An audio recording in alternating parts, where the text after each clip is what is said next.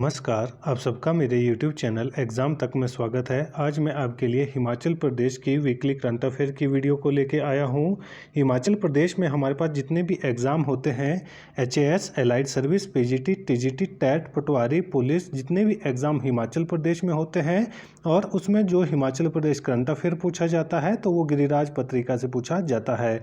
और गिरिराज पत्रिका एक साप्ताहिक पत्रिका है, इसलिए मैं आपके लिए वीकली करंट अफेयर की वीडियो को लेके आता हूँ और यहाँ से जितने ज़्यादा से ज़्यादा क्वेश्चन बन सकते हैं वो क्वेश्चन मैं आपके लिए यहाँ पर बनाने की कोशिश करता हूँ।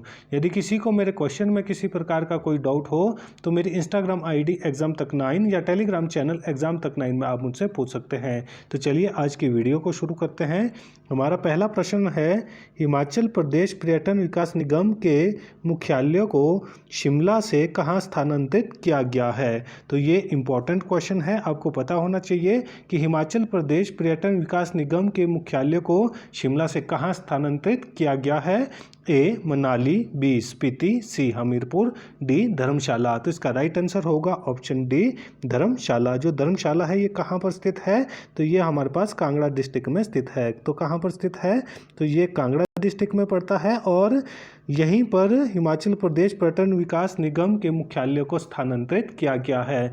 तो धर्मशाला से पहले ये मुख्यालय जो हेडक्वार्टर था ये कहाँ पर था, ये शिमला में था और अभी हिमाचल प्रदेश पर्यटन विकास निगम के मुख्यालय को शिमला से धर्मशाला स्थानांतरित कर दिया गया है। तो यहाँ पर एक और क्वेश्चन मैं आपको बता देता हूँ कि हिमाचल प्रदेश की पर्यटन राजधानी कहाँ पर है। तो हिमाचल प्रदेश की पर्यटन राजधानी कांगड़ा में है। तो ये भी इम्पोर्टेंट क्वेश्चन है, ये भी आपके एग्जाम में पूछा जाता है कि हिमाचल प्रदेश की पर्यटन राजधानी कहाँ पर है। तो इसका आंसर कांगड़ा हो जाएगा। अब हिमाचल प्रदेश पर्यटन विकास निगम का हेडक्वार्टर वो कहाँ पर है, वो कांगड़ा के डिस्ट्रिक्ट हेडक्वार्टर धर्मशाला में स्थित है। तो ये इम्पोर्टेंट क्वेश्चन यहाँ से बन जाता है। हमारा अगला क्वेश्चन है, किन्नौर के उपमंडल पूह में आयोजित 3 दिवसीय ग्रीष्म उत्सव के समापन समारोह की अध्यक्षता किसने की। तो ये भी इम्पोर्टेंट क्वेश्चन है कि जो हमारे पास किन्नौर डिस्ट्रिक्ट है, किन्नौर डिस्ट्रिक्ट के उपमंडल पूह में 3 दिवसीय ग्रीष्म उत्सव का आयोजन किया गया था। तो उसके समापन समारोह की अध्यक्षता किसने की थी। ए शिव प्रताप शुक्ला, बी ठाकुर सुखविंदर सिंह सुक्खू, सी जगत सिंह नेगी, डी मुकेश अग्निहोत्री। तो इसका राइट आंसर होगा ऑप्शन सी जगत सिंह नेगी। जो जगत सिंह नेगी है ये कहाँ से बिलोंग करते हैं, तो ये किन्नौर जिला से बिलोंग करते हैं और इन्होंने ही किन्नौर के उपमंडल जो पूह है वहाँ पर 3 दिवसीय ग्रीष्म उत्सव का आयोजन किया गया था और उसके समापन समारोह की अध्यक्षता जगत सिंह नेगी ने की है। और जो जगत सिंह नेगी है ये हमारे पास हिमाचल प्रदेश के राजस्व मंत्री है और उसके साथ साथ ये बागवानी मंत्री भी है। तो ये आपको पता होना चाहिए। और यहाँ पर सबसे इम्पोर्टेंट है ग्रीष्म उत्सव। जो ग्रीष्म उत्सव है, जो अंतर्राष्ट्रीय ग्रीष्म उत्सव है वो कहाँ पर होता है, वो हमारे पास शिमला में होता है। तो वो कहाँ पर होता है, शिमला में होता है, जिसके बारे में एग्जाम में पूछा जाता है। तो ये आपको पता होना चाहिए कि अंतर्राष्ट्रीय ग्रीष्म उत्सव कहाँ पर होता है, वो हमारे पास शिमला के रिज मैदान में होता है। और हिमाचल प्रदेश में कितने इंटरनेशनल फेयर मनाए जाते हैं, तो वो 8 इंटरनेशनल फेयर मनाए जाते हैं, जिनके बारे में मैंने अपनी प्रीवियस वीडियो में बहुत बार आपको बताया हुआ है कि 8 इंटरनेशनल फेयर कौन कौन से है। सिरमौर में रेणुका जी का मेला, उसके बाद जो दूसरे नंबर पर आता है वो है ग्रीष्म उत्सव शिमला, और तीसरे नंबर पर आता है शिमला डिस्ट्रिक्ट में ही रामपुर की लवी मेला, चौथा आता है कुल्लू डिस्ट्रिक्ट में हमारे पास विंटर कार्निवल, और पांचवा आता है हमारे पास कुल्लू में ही कुल्लू का अंतर्राष्ट्रीय दशहरा, और छठा आता है हमारे पास मंडी की अंतर्राष्ट्रीय शिवरात्रि मेला, सातवां आता है हमारे पास सुजानपुर टिहरा हमीरपुर की होली, और आठवां आता है हमारे पास चंबा का मिंजर मेला। तो ये हिमाचल प्रदेश में 8 इंटरनेशनल फेयर मनाए जाते हैं। जो हमारे पास किन्नौर में 3 दिवसीय ग्रीष्म उत्सव मनाया जाता है, तो ये एक जिला स्तरीय जो उत्सव है ये मनाया जाता है, जिसकी समापन समारोह की अध्यक्षता जगत सिंह नेगी ने की है, जो हिमाचल प्रदेश के राजस्व मंत्री है, रेवेन्यू मिनिस्टर है और उसके साथ साथ वो हॉर्टिकल्चर मिनिस्टर भी है। तो ये इम्पोर्टेंट क्वेश्चन हमारे पास यहाँ पे हो जाता है। हमारा अगला क्वेश्चन है, इको टास्क फोर्स ने कितने पौधों का रोपण किया है।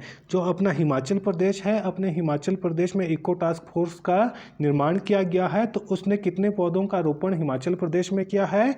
ए 65 लाख, बी 70 लाख, सी 75 लाख, डी 80 लाख। तो इसका राइट आंसर हो जाएगा ऑप्शन ए 65 लाख। जो इको टास्क फोर्स है इसने अपने हिमाचल प्रदेश में 65 लाख पौधों का रोपण किया है। तो ये भी इम्पोर्टेंट क्वेश्चन है, आपको पता होना चाहिए कि हिमाचल प्रदेश में बहुत जगह पे लैंडस्लाइड हो रहा है और लैंडस्लाइड से बचाने के लिए इको टास्क फोर्स के द्वारा पौधों का रोपण किया जा रहा है। तो इन्होंने कितने पौधों का रोपण किया है? 65 लाख पौधों का रोपण अपने हिमाचल प्रदेश में किया है।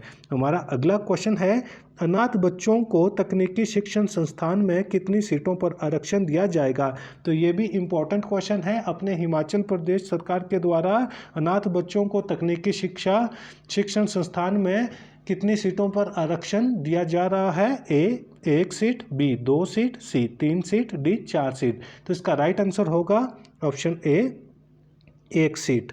तो जितने भी हमारे पास करिकुलम होंगे, जितने भी करिकुलम हैं, उन सभी करिकुलम में अनाथ बच्चों को तकनीकी शिक्षण संस्थानों में 1-1 सीटों पर वहाँ पर इनके लिए आरक्षण दिया जाएगा। तो ये भी हिमाचल प्रदेश सरकार के द्वारा एक बहुत अच्छा कदम बढ़ाया जा रहा है, जिससे अनाथ बच्चे हैं उनको आगे बढ़ने में सफलता प्राप्त होगी। हमारा अगला क्वेश्चन है, डॉक्टर यशवंत सिंह परमार जयंती कब होती है? ये मोस्ट इंपॉर्टेंट क्वेश्चन है। यहाँ पर मैं आपको बता देता हूँ, हिमाचल प्रदेश के निर्माता किसे माना जाता है या किसे कहा जाता है? हिमाचल प्रदेश के निर्माता डॉक्टर यशवंत सिंह परमार को माना जाता है। किसको माना जाता है? यशवंत सिंह परमार को माना जाता है। इन्होंने ही हिमाचल प्रदेश के गठन में अपनी एक महत्वपूर्ण भूमिका निभाई थी और हिमाचल प्रदेश को पूर्ण राज्य का दर्जा दिलाने में भी इन्होंने अपनी एक महत्वपूर्ण भूमिका निभाई थी। और जो डॉक्टर यशवंत सिंह परमार है, ये हिमाचल प्रदेश के पहले मुख्यमंत्री थे और हिमाचल प्रदेश को जब पूर्ण राज्य का दर्जा मिला था, उसके बाद भी हिमाचल प्रदेश के ये पहले मुख्यमंत्री बने थे जब हिमाचल प्रदेश को पूर्ण राज्य का दर्जा मिला था। और यहाँ पर जो क्वेश्चन पूछा गया है वो पूछा गया है कि डॉक्टर यशवंत सिंह परमार जयंती कब होती है? ए 1 अगस्त, बी 4 अगस्त, सी 10 अगस्त, डी 15 अगस्त। तो इसका राइट आंसर होगा हमारे पास ऑप्शन बी 4 अगस्त। जो डॉक्टर यशवंत सिंह परमार जयंती है वो कब होती है? 4 अगस्त को होती है। और डॉक्टर यशवंत सिंह परमार का जन्म कब हुआ था? 4 अगस्त 1906 को। कब हुआ था? 4 अगस्त 1906 को डॉक्टर यशवंत सिंह परमार का जन्म हुआ था। और ये किस जिले से संबंधित थे? तो ये हमारे पास सिरमौर जिले से संबंधित है। तो डॉक्टर यशवंत सिंह परमार किस जिले से संबंधित थे? तो ये हमारे पास सिरमौर जिले से संबंधित थे। तो ये बहुत ही मोस्ट इम्पॉर्टेंट क्वेश्चन है। जितने भी हिमाचल के लोग हैं उन्हें पता होना चाहिए कि जो डॉक्टर यशवंत सिंह परमार है ये कौन है, इनका संबंध कहाँ से है और इन्होंने अपने हिमाचल प्रदेश के गठन में कितनी महत्वपूर्ण भूमिका निभाई थी। और हिमाचल प्रदेश के गठन के समय के पहले मुख्यमंत्री कौन थे और हिमाचल प्रदेश को पूर्ण राज्यों का दर्जा मिलने के बाद हिमाचल प्रदेश के पहले मुख्यमंत्री कौन थे? तो वो डॉक्टर यशवंत सिंह परमार थे। तो ये इंपॉर्टेंट क्वेश्चन है। हमारा अगला क्वेश्चन है, वित्त वर्ष 2024-25 में HRTC ने कितना राजस्व प्राप्त किया है? जो HRTC है, HRTC, तो HRTC की फुल फॉर्म आप मुझे कमेंट बॉक्स में बताएंगे कि HRTC की फुल फॉर्म क्या है। और जो वित्त वर्ष 2024-25 है, HRTC ने कितना राजस्व प्राप्त किया है? ए 910 करोड़ रुपए, बी 912 करोड़ रुपए, सी 915 करोड़ रुपए, डी 918 करोड़ रुपए। तो इसका राइट आंसर हो जाएगा ऑप्शन बी 912 करोड़ रुपए। जो HRTC है उन्होंने वित्त वर्ष 2024-25 में रिकॉर्ड राजस्व प्राप्त किया है। इससे पहले इतना राजस्व कभी भी प्राप्त नहीं किया गया था, इसलिए ये क्वेश्चन इंपॉर्टेंट हो जाता है कि वित्त वर्ष 2024-25 में HRTC ने कितना राजस्व प्राप्त किया था। तो उसका राइट आंसर हो जाएगा ऑप्शन बी 912 करोड़ रुपए। और 912 यदि इसको पूरा लिखा जाएगा, पॉइंट्स में लिखा जाएगा, तो ये 912.18 करोड़ रुपए हो जाएगा। तो ये पूरा ही हमारे पास यहाँ पर दिया हुआ है। और आपको पता होना चाहिए कि एचआरटीसी में अभी 1000 नई बसों को शामिल किया जाएगा। और यहाँ पर आपके लिए जो क्वेश्चन है वो है कि एचआरटीसी की फुल फॉर्म क्या है और एचआरटीसी का गठन या स्थापना कब की गई थी। और यहाँ से जितने भी क्वेश्चन बन सकते थे वो सारे के सारे हमने डिस्कस कर लिए हैं। यदि किसी को मेरे क्वेश्चन में किसी प्रकार का कोई डाउट हो तो मेरी इंस्टाग्राम आईडी एग्जाम तक 9 या टेलीग्राम चैनल एग्जाम तक 9 में आप मुझसे पूछ सकते हैं। यदि आपको वीडियो अच्छी लगी हो तो वीडियो को लाइक करें, कमेंट करें और ज़्यादा से ज़्यादा अपने दोस्तों के साथ वीडियो को शेयर करें और हमारी यूट्यूब चैनल एग्जाम तक को सब्सक्राइब करना ना भूलें। धन्यवाद।